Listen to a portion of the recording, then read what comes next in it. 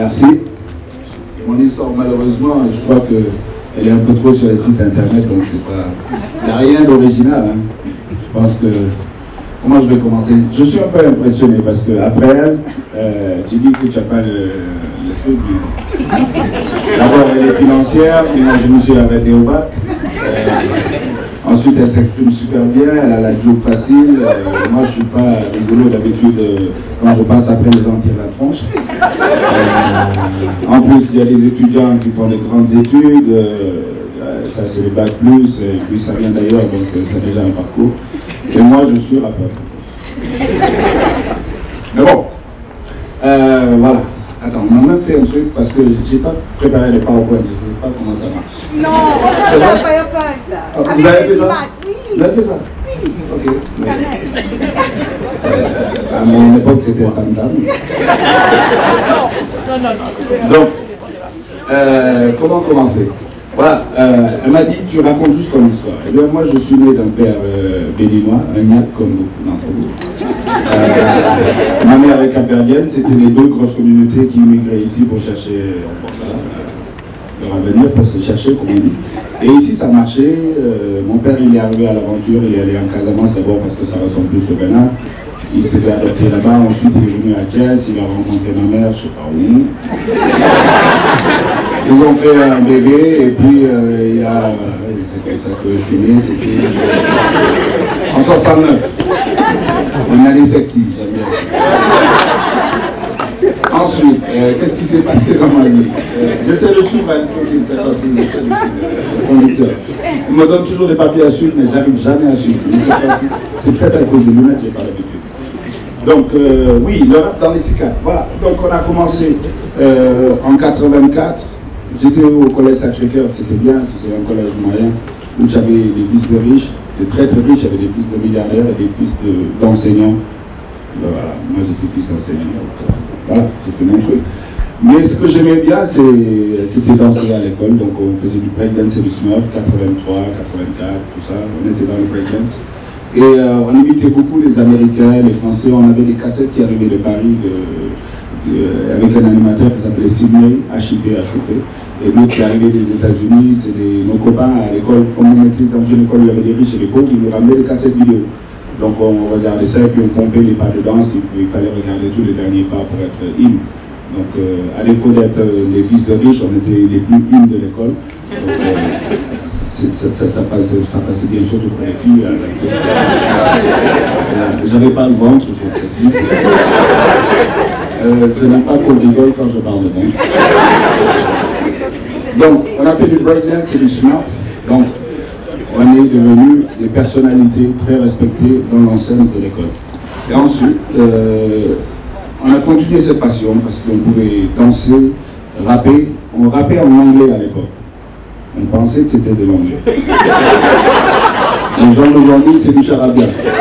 On s'est dit de toutes les façons, tout le monde ne comprend rien. Donc on a continué notre truc. On a rappé, et puis un jour, c'est vers 88, un grand frère nous appelle.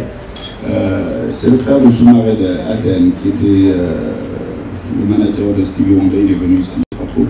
Bref, il nous dit, vous rappez encore, il y a en anglais. Vous êtes sûr? Ouais. En français aussi. C'est qui votre cible? Vous vous adressez à qui? Ouais, au gars, quoi. Et il dit, bon, si vous voulez parler au Sénégal, vous parlez de quoi? On est révolutionnaire parce qu'on écoutait Eric Ben Rakim, on écoutait Public Enemy, on écoutait KRS-One, des gens qui étaient très engagés. Et on écoutait quand même Malcolm X, parce qu'en terminale, on avait donné une cassette d'un discours de Malcolm X.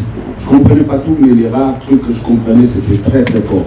Et donc j'ai appris beaucoup de ses discours par cœur parce que je trouvais que c'était fort. Et puis quand il le disait, il y avait une certaine conviction. C'est après que j'ai mieux compris tout ce qu'il disait. Mais franchement, ça m'a beaucoup marqué. Je pense que ça a créé un déclic. Et puis j'ai eu un prof de terminale en philo qui m'a beaucoup aidé à remettre en question tout. Voilà, de ne pas accepter d'être Charlie parce que tout le monde veut être Charlie, d'être Charlie parce que tout le monde est Charlie. De tout pouvoir remettre en question. Donc, c'est comme ça qu'on a commencé donc cette histoire-là. Et jusqu'en 92, il y a MC Solar qui vient avec la. Donc, on était un petit groupe de rap. qui s'appelait Positive Black Soul, qui était né de King MCs, le groupe à mon partenaire Reggae, qu'ils avaient créé en 88. Moi, mon groupe, on l'avait créé au collège, de 84-85. Donc on a fusionné, on avait fait Positive Black Soul. Mais c'était vraiment pour nous, pour jouer les Américains, ça nous faisait bien, et puis voilà. Mais quand même, on avait un fond. Positive Black Soul, pourquoi? Parce qu'on a écouté Michel Cantalou, on a écouté Sankara, on a écouté Kwame Nkrumah, on avait aussi des petits discours. Et on avait surtout des grands frères qui nous poussaient chaque fois à la réflexion et qui étaient toujours dans les débats. Donc on s'est dit, on va créer un groupe pour montrer notre image de l'Afrique. Ok, quelle image? Celle qu'on voyait à la télé, c'est l'Africain qui tend la main. Avant, on avait eu toute la campagne de, comment ça s'appelle, We Are the World. Tu vois, c'était vraiment, les Africains sont malheureux, les Africains tendent la main, ils ont faim, ils sont pauvres. Voilà. Et moi, je suis né à la SICAP, j'ai grandi dans les SICAP, je ne me sens pas pauvre. Mes parents ne sont pas riches, mais je ne suis pas pauvre. Et je me dis, voilà, cette image qui nous renvoie de nous n'est pas celle que je représente. C'est faux, je refuse ça. Et très souvent, donc, on était dans des débats et des gens qui ont dit oui, mais l'Afrique des pays pauvres. Je dis non, d'abord, je ne suis pas pauvre. Tu changes ça et je considère que je suis riche, je suis même très riche. Et voilà, je ne peux pas vivre sur le continent où il y a tout ça, toutes ces matières premières, avec tous ces dynamismes, ces jeunes qui en veulent et tu me dis que je suis pauvre. À moins que tu veuilles me la faire à l'envers, je n'accepte pas ce truc. Donc voilà, je ne suis pas pauvre, je suis riche. Et voilà, tu viens. Quand tu veux discuter avec moi, tu discutes d'égal à égal, mais tu ne discutes pas avec un pauvre, tu discutes avec un égal, même si je n'avais pas une thune, franchement. Donc, Positive Black Soul en 92, MC Solar vient, et qu'est-ce qui se passe? Il ne s'attendait pas à voir du rap à Dakar. Il est né ici, mais il ne s'attendait pas à voir du rap, et en tout cas à ce niveau. Voilà, il est tombé sous le charme, il nous a invités en France. Premier contact, c'était MC Solar qui nous invite sur une scène. Et il nous présente le groupe IAM, qui était le grand groupe. Nous, on était des fans de IAM et de MC Solar pour la France. Et brusquement, on se retrouve amis avec eux. Ils nous prennent sur l'oreille et ils commencent à nous booster. Et pour nous, c'était énorme, franchement. Et voilà, on commence à faire notre groupe. Mais c'était juste niveau passion. Jusqu'au moment où Baba Mal enregistre son album. Et il y a des gens d'une grosse maison de disques anglaise qui arrivent. On lui dit, et on nous dit que Baba Mal voudrait nous inviter dans son album et il a les producteurs de cette maison de disques qui sont là. Je dis c'est qui? On me dit c'est Island Records. En tant que fan de Bob Marley, on te dit Island Records, tu penses la maison de disques de Bob Marley. Celle qui est en Angleterre, ils te disent oui. Chris Blackwell, ils te disent oui. Ils veulent faire quoi? Ils veulent vous inviter dans l'album et surtout ils veulent que vous veniez à Londres pour signer un contrat. Donc là, tu te regardes quand même, s'ils ne se sont pas trop bêtes. Bon, ça veut dire qu'ils ne se sont pas trop bêtes. Donc, quelques temps après, on nous envoie un mobilier. Moi, j'avais beaucoup voyagé sur Air Afrique. Et on me dit, tu voyages sur Air France. Okay. On te dit, ton billet, c'est 1A. Yes. Donc là, déjà, j'ai eu juste un problème parce que j'avais pas le matos. Mais je travaillais dans une compagnie qui s'appelle Philippe Maurice. Je dis pas, bon, je travaillais pour Marlboro, j'en suis pas fier, mais bon, je n'avais pas le choix. Mais par contre, j'ai beaucoup appris. Ils m'ont beaucoup appris comment communiquer, comment arriver en puissance et en force et travailler ton image. J'ai beaucoup appris chez eux. Ils ont beaucoup travaillé, ils savaient faire ça. Pour vendre du poison, c'est vrai. J'y ai contribué, c'est vrai. J'en suis pas fier, c'est vrai, mais bon, il fallait vivre. Bon, bref, on a fait ça. Et où est-ce que j'en ai fait? Donc, oui, qu'est-ce que je disais avant ça? Pardon? On pas tout ça en même temps. Ouais, le matos, oui, c'est mon patron chez Marlboro qui m'a donné sa veste. Et j'avais un jean déchiré, c'était l'époque où on avait des jeans déchirés. Et pour moi, c'était par principe. Comme on m'a dit, je voyage en première classe, j'ai dit, je mets mon jean déchiré, je vais en première classe. Et c'était le pire, parce qu'à côté de moi, tu avais des ministres. Et ces ministres représentaient tout ce que je détestais, parce que je dois dire que je suis de la classe 88. On a connu l'année blanche, une année invalide, œuf, jambon, fromage, comme il dit de le dire. Et donc, c'est des gens que je ne supportais pas parce que je ne comprenais pas pourquoi ces gens étaient là depuis longtemps, presque 40 ans, et rien ne s'est passé, ça n'évoluait pas. Et, voilà. Donc, rentrer avec mon jean déchiré, c'était pour moi quelque chose de très fort. Donc, grâce donc à ce voyage à Londres, on a pu signer donc chez Island. Ensuite, on est allé chez Polygram, qui est devenu aujourd'hui Universal, et on a signé là-bas aussi. Et on a eu beaucoup de chance. Comme vous êtes dans les histoires de business là, je vais vous raconter comment on a fait cette signature. Aujourd'hui, je peux le dire. Donc, je ne disais pas trop. En fait, quand on est arrivé, beaucoup de gens voulaient signer Positive Black Soul. Pourquoi? Comment? Je ne sais pas. Parce que c'était exotique, ça venait d'Afrique, c'est le premier groupe de rap africain. On s'est rendu compte qu'on intéressait les gens. Nous, on ne s'était pas rendu compte. Et donc, on commence à avoir des propositions de contrat. J'avais la chance d'avoir une amie qui était le manager de Youssou N'Dour et de Alias Ethnique, elle s'appelle la Gazelle Michel. Elle était manager, elle savait lire les contrats. On m'a présenté les contrats, j'ai dit la Gazelle, est-ce que je peux te passer le contrat que tu me laisses lire? Je lui ai donné le contrat. Mais comme je suis toujours méfiant, je ne sais pas pourquoi, c'est peut-être une déformation, mais je suis comme ça. J'avais un autre ami, le manager de IAM, comme c'est nos amis, je lui ai présenté le même contrat. Il a fait des annotations. Il m'a expliqué pourquoi les annotations. Le manager de Youssou N'Dour, les annotations, pourquoi. J'ai eu aussi le manager de MC Solar, annotation et pourquoi. Donc chaque fois que je revenais vers les interlocuteurs, il y avait EMI, il y avait Sony, il y avait Virgin et Polygram. Je revenais avec de nouveaux arguments. Donc les gens, ils étaient épatés. Mais comment il fait? En fait, c'est le mec qui me donnait. Et donc je te disais, bon, tu vois, voilà ce que l'autre a proposé, donc si tu veux qu'on signe avec toi, tout à l'heure. Je ne suis pas censé t'envoyer ce fax, c'était le fax à l'époque, mais tu comprends. Et donc, on a fait un genre d'enchère et on s'est retrouvé à avoir un des meilleurs contrats en tout cas pour les groupes africains, personne n'avait jamais eu un contrat comme ça. Et c'est avec ça qu'on a eu nos petites économies et les tournées qu'on faisait. On s'est dit, on ne va pas aller continuer à aller enregistrer à New York ou à Paris ou à Londres, parce que depuis lors, on avait commencé à enregistrer dans tous ces pays. Il faut qu'on puisse enregistrer là. Pourquoi? Parce que tout ce qu'on a écouté dans les discours de Sankara, ça revenait tout le temps. Il faut produire africain et contrôler notre production. Voilà. Et que celui qui te donne à manger te dicte aussi ses volontés. Donc, il fallait contrôler les moyens de production. Et surtout, on s'est rendu compte que quand on te donne l'argent, là, tu es obligé de faire ce qu'on te demande. Et moi, je suis trop, peut-être, libre dans ma tête pour accepter de faire tout ce qu'on me dit. J'aime bien pouvoir discuter de tout, remettre en question tout. Et on s'est dit non. On va investir chez nous. On a exigé à la signature qu'on ait du matériel et que ce matériel vienne à Dakar, pour qu'on puisse faire nos maquettes à Dakar. C'est comme ça qu'on a eu un peu de matériel. Ensuite, ce qui s'est passé en 98-99, le contrat s'est cassé avec Universal, c'était devenu déjà Universal. Le contrat s'est cassé, c'était dur pour Positive Black Soul parce qu'on avait connu le sommet, on a enregistré dans le meilleur studio du monde avec les plus grands artistes de l'époque, meilleures conditions, puis brusquement plus rien. Ce qu'il fallait faire, trouver une solution. Donc, déjà pour jouer à Dakar, louer de la sono, ça devenait cher parce qu'il n'y avait plus les énormes perdièmes, les énormes trucs qui arrivaient. On a pris des boîtes menuisiers, on a pris les schémas qui existaient et on a fabriqué nos propres baffes.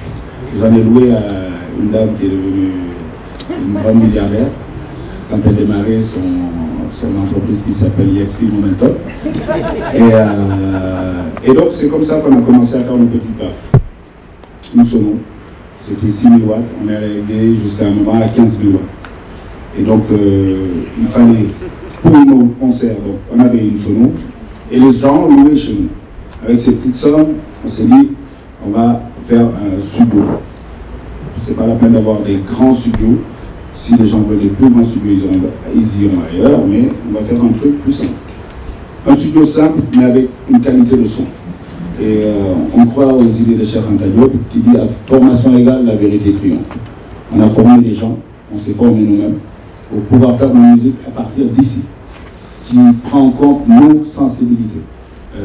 Pas quelque chose qu'on va nous imposer. Si on veut faire nos délires, on peut prendre le temps de faire des délires pour créer notre musique. Et c'est comme ça qu'on fait ce studio, mais la musique seulement, ça nourrit pas. Donc comment on s'est dit, il faut qu'on trouve les moyens de notre indépendance. Indépendance, pourquoi? Parce que moi, je suis une grande gueule. Je l'assume, je l'avoue. Il faut que je sois indépendant parce que sinon, et ça m'est arrivé très souvent, on t'envoie des commandements, on t'envoie les impôts, tu as des menaces, il faut que tu puisses faire ton truc sans pourtant dépendre de qui que ce soit. On a fait ce studio, on a commencé à louer pour de la pub. Et le premier truc de pub que j'ai fait, c'était pour Nescafé. Et Nescafé était venu avec un morceau de salsa. C'était en 2000. Ils me disent, on veut faire un morceau pour la jeunesse, tout ça. Est-ce que tu peux le faire? Oui, je peux le faire. Tu as déjà fait ça? Oui, oui. Okay. Tu as un studio où tu peux vraiment faire en live et tout? J'ai dit oui. Moi, c'était pas un studio live, mais j'ai dit oui. Ok. Mais c'est très pressé. J'ai dit oui, il n'y a pas de problème, j'ai les musiciens, j'ai tout. J'ai négocié avec eux. Ils avaient du budget, je l'avoue, à l'époque il y avait encore du budget.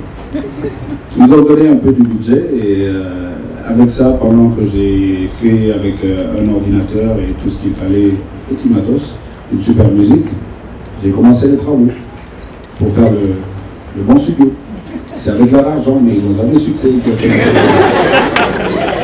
À la même époque, justement, cette musique que j'ai faite, ils m'ont proposé la salsa, je leur ai dit ça parle pas à votre cible. Votre cible, vous voulez parler à des jeunes. Les jeunes, ils n'écoutent pas la salsa, ils écoutent le rap. Il faut changer votre musique. Donc c'est cette musique que j'ai changée. Et après, ils me disent, mais ça ne colle plus à la vidéo, au spot télé, parce qu'il y avait un spot télé qui allait. J'ai dit oui, mais donc il faut faire un nouveau spot télé, mais tu sais le faire? Ouais, ouais. Tu as le matériel? Ouais. Ok. En combien de temps tu peux livrer? Non, une semaine. Ok. On te dit bon, ils nous disent qu'on se dira, vas-y. Et on l'a fait. On l'a fait. J'ai trouvé les meilleurs spécialistes sur la place. J'ai négocié. Écoute, moi, j'ai pas de thune, hein, franchement. C'est là, c'est l'occasion en or pour me faire un peu de. Voilà, un petit facteur.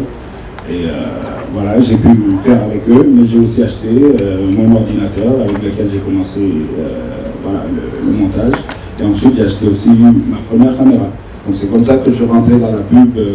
Aujourd'hui, je fais des pubs pour Orange, pour Thibaut, des trucs comme ça, mais c'est parti de là. Et mon premier contrat que j'ai eu, parce que ce spot, le même spot là, il devait passer dans une émission. Ils voulaient une émission de jeunes. Je leur ai dit, moi j'ai une émission. Ils me disent, tu as une émission, oui, ou à la RTS. Ils me disent, bon, si tu as l'émission, nous on achète. Dans l'émission, on met les spots dedans. Je suis allé voir Matt Arcela qui venait en 2000 d'être directeur. Je lui ai dit, grand, je suis venu avec des bêtas. C'est des grosses cassettes. Ce que je dis là, il faut que ça reste entre nous. J'avoue que, honnêtement, je ne suis pas comme vous. Papa, il n'envoie pas la. Il va falloir trouver autre chose. Donc, on est venu avec des bêtas chez Matt Arcela, la RTS. Mon culot, je lui ai dit, grand, voilà, dans ces bandes, j'ai des émissions qui s'appellent Cinéma. On est allé partout dans les tournées, on a tourné des émissions, et voilà, moi, je t'amène du prêt à diffuser. Je dis prêt à diffuser. Moi, j'ai besoin d'émissions pour les jeunes, parce que je considère que les jeunes nous ont aidés pour l'alternance. J'ai dit, voilà, j'ai des émissions qui sont déjà tournées. Il m'a dit, je te signe ça tout de suite. J'ai dit, j'ai même un sponsor. Il me dit, écoute, c'est parfait. Il a appelé son assistante sur le champ, Evelyne.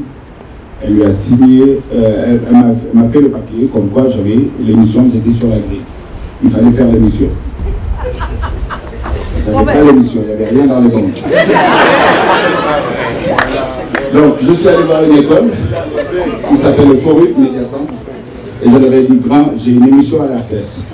Vous avez une école. Vos jeunes là, moi je vais les employer et ils vont faire le stage avec moi et j'ai juste besoin de votre bon de montage. Vous avez des caméras? Oui. J'ai dit, ok, parfait. J'ai pris 2 jeunes. Il y en a un qui s'appelle Lamana, qui est un super grand acteur aujourd'hui, un des meilleurs. Et j'ai pris dans les gens qui étaient là. Et c'est là qu'on a produit la première émission Sénégal. Et donc il y avait la séquence internationale, parce que quand je vendais l'émission, j'ai dit il y a une séquence internationale où je vais sur les plateaux de tournage des clips des grandes stars. En fait, c'était les bonus des DVD. Vous voyez, dans les DVD, là, il y avait toujours des bonus où on peut montrer comment ils ont fait les clips. Et donc, je faisais comme si c'est moi qui intervenais. Et ça marchait, personne n'y a... Et c'est comme ça que j'ai commencé ce moment. Je ne me demande pas d'être malhonnête. Parce que tout ce que j'ai vendu, je l'ai réellement réalisé. Je ne disais pas comment, mais je l'ai réalisé. Donc ça c'est pour vous parler de l'expérience Studio Sankara. Donc Studio Sankara, c'est venir avec des moyens africains, quelquefois avec des idées seulement, et proposer des solutions africaines aux problèmes africains. Voilà. Et toujours travailler notre image, que notre image ce ne soit pas quelqu'un d'autre qui la définisse à notre place. Je le dis, vous êtes dans les grandes écoles, aujourd'hui on va vers la bataille du contenu. La bataille du contenu, le contenu qui va arriver sur nos portables. C'est notre image, ou c'est une image étrangère qui n'est pas la nôtre, qui ne nous ressemble pas, et qui va faire de nous ce qu'on est, ou bien ce qu'on ne sera pas, ou bien ce qu'on va singer. Donc ce contenu-là, il faut le contrôler. Et c'est du business. Vous êtes dans les écoles de business, soyez intelligents. Demain, il y aura, avec le passage au numérique, beaucoup de télé. Ces télés-là ne peuvent pas tout produire. Ceux qui vont produire du contenu de qualité vont pouvoir vivre très décemment. Ceux qui vont produire du contenu pour la téléphonie vont pouvoir vivre décemment. Tout le monde aujourd'hui a besoin de contenu. De Google à Sénéweb, tout le monde a besoin de contenu. Contenu audio, vidéo, n'importe quoi, vous avez besoin de contenu. Soyez intelligents, c'est un peu là que va le monde. C'est bien d'être dans les écoles de machin, mais la finalité du bureau, moi je n'y crois pas.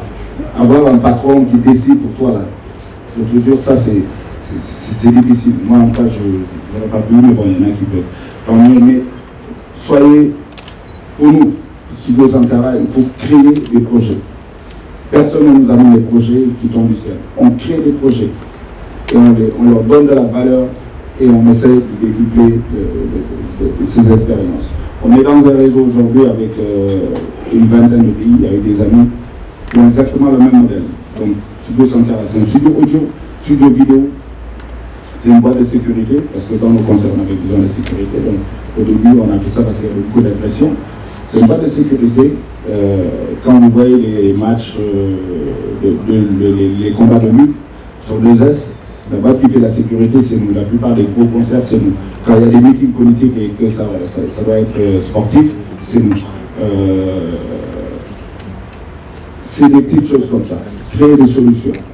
Et tous les gens, les 20 gars qui sont dans les pays, sont des leaders dans leur pays. Et quand ils sont leaders, ils ont le studio audio, le studio vidéo, ils ont les moyens d'être indépendants, de faire ce qu'ils ont envie de faire quand ils ont envie de le faire. Et il n'y a pas un président qui peut te dire tu la fermes. Et c'est pas lui qui te donne à manger. Et d'ailleurs, toi, tu contribues. C'est pour nous, Studio Sankara, c'était une réponse à ceux qui disaient vous critiquez, mais vous n'apportez rien. Il dit non, nous on apporte des emplois. Aujourd'hui, directement, on a une quarantaine de personnes. Mais quelquefois, quand tu prends avec les gars de sécurité, indirectement, on peut arriver jusqu'à une centaine de personnes. Donc ça, là, c'est notre fierté. Et on a répondu aux gens qui disent que le rap, là, ils ne font que critiquer, ils n'apportent rien. Et nous, la base de notre philosophie, c'est qu'on croit en nous. On croit qu'on peut changer tout à partir d'une idée. On croit en nos idées. Personne ne peut nous imposer aucune idée. Quand on croit en notre idée, on se donne les moyens de mettre en pratique ces idées. On se donne les moyens de notre politique. Et ça, pour moi, c'est important. En croyant en notre idée qu'on pouvait changer le Sénégal, on l'a fait en 2000. En 2012, une autre génération est venue s'ajouter, on l'a refait. En 2015 ou 2017, si ça déconne, on va le refaire. Et c'est vous aussi qui êtes leader, qui êtes dans vos pays. Ne rentrez pas au pays en disant non, non, le pays est comme ça. Si vous pensez que vous pouvez changer les choses, croyez en vous. Moi, je crois que chacun d'entre nous, on a une flamme qui est en nous là. Si on l'écoute, si on écoute la voix qui nous parle le soir, on peut changer les choses. Aujourd'hui, j'écoute tellement de cette voix. Quand on me dit à l'UNESCO, est-ce que tu veux faire partie d'un comité scientifique? sur la route de l'esclave, j'ai dit oui, parce que je peux changer les choses à mon niveau. On m'a dit, est-ce que tu vas être consultant pour Universal, pour l'Afrique? J'ai dit oui, parce que je sais que je peux changer les choses. Et que cette force, elle est en moi. Il n'y a personne qui peut changer les choses à notre place. Vous êtes des leaders, c'est à vous de changer les choses. Il faut y croire. Il ne faut pas que quand cette voix vous parle, vous dites, que vous puissiez vous dire, non, c'est pas pour moi, c'est prétentieux d'y croire. Il faut l'écouter, cette voix. Elle va vous parler très souvent. N'ayez pas peur de l'écouter. Parce qu'avec cette voix, on change tout. Je terminerai en disant, il faut oser inventer son avenir. C'est la phrase de Sankara. En disant aussi que chaque génération, dans une relative opacité, doit découvrir sa mission, l'accomplir ou la trahir. Je vous remercie. Ne partez pas si vite. Vous pouvez vous abonner à notre chaîne et rester à jour sur tous nos prochains talks en cliquant sur le bouton s'abonner juste là. Vous pouvez également regarder d'autres talks en cliquant ici, ici ou ici. Et n'hésitez surtout pas à réagir en commentaire ou sur notre page Facebook. À bientôt.